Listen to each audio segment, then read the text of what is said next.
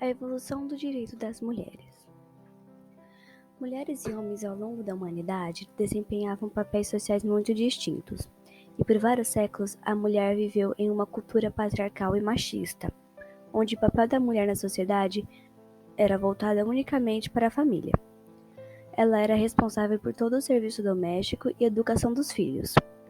O homem era o patriarcado, responsável por trabalhar e pelo sustento familiar.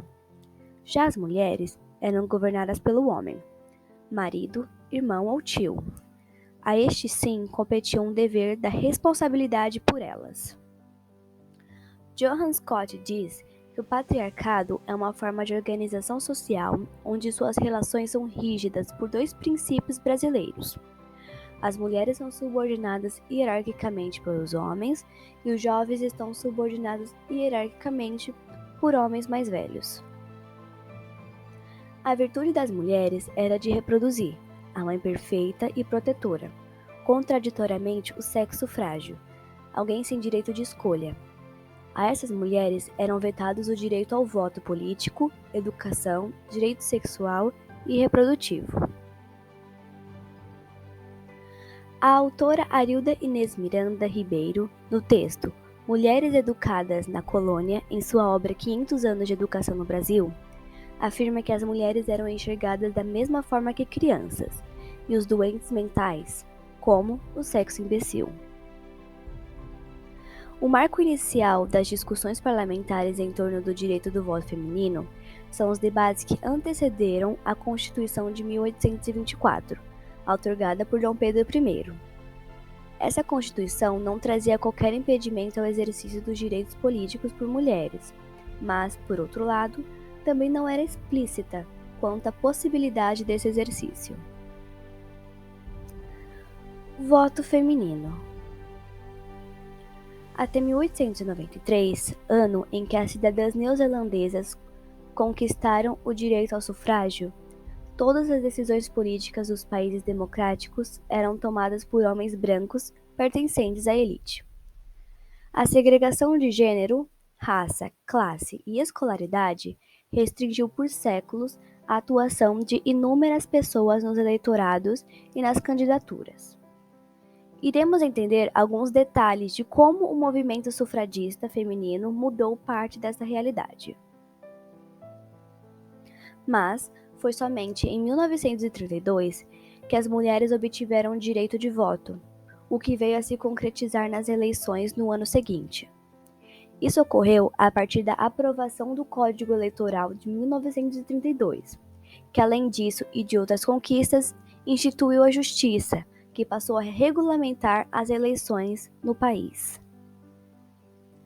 Berta Lutz fundou a Federação Brasileira pelo Progresso Feminino em 1922, iniciativa vinculada ao movimento sufragista internacional, principal tendência do feminismo no início do século XX.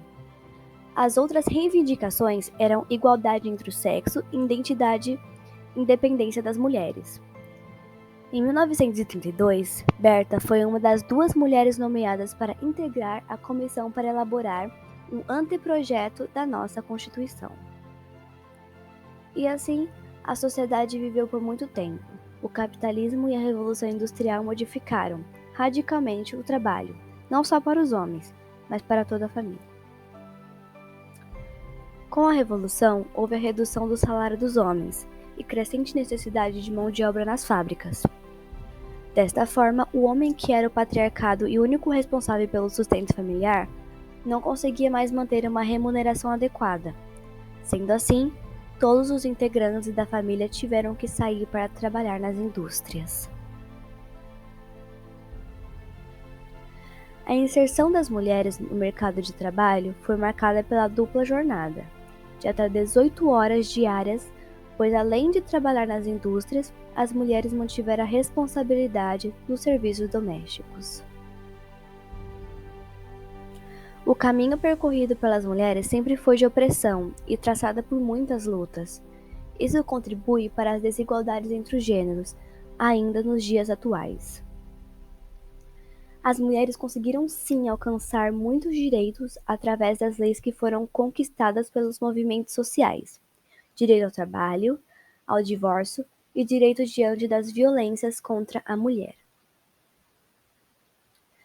Desta forma, muitas mulheres começaram a mudar o nosso mundo, como foi com a Maria da Penha.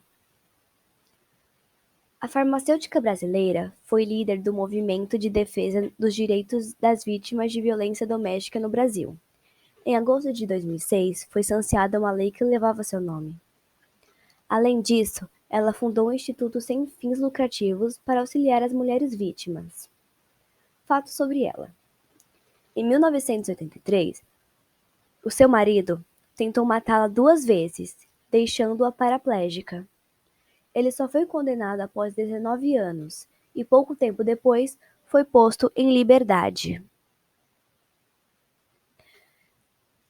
E assim, muitas mulheres continuaram mudando o nosso mundo, mostrando a todos o que são capazes.